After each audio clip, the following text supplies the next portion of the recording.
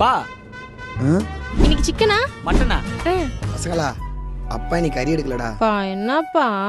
பா இன்னைக்கு ஞாயிற்றுக்கிழமைப்பா, கவுச்சு சாப்பிட்டே அவனு போனாங்க.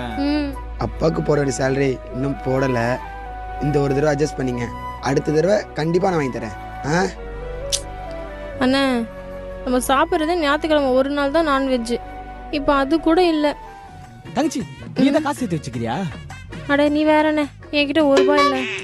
எனக்கு வேற இப்போ நான்வெஜ் சாப்பிடணும் போல இருக்கு. சரி அப்பா என்ன செஞ்சு வச்சுக்கிறாரு? சாம்பார்னு நினைக்கிறேன். சரி இன்னைக்கு நீ கறி சோறு கண்டிப்பா சாப்பிடுவ. எப்படிண்ணே?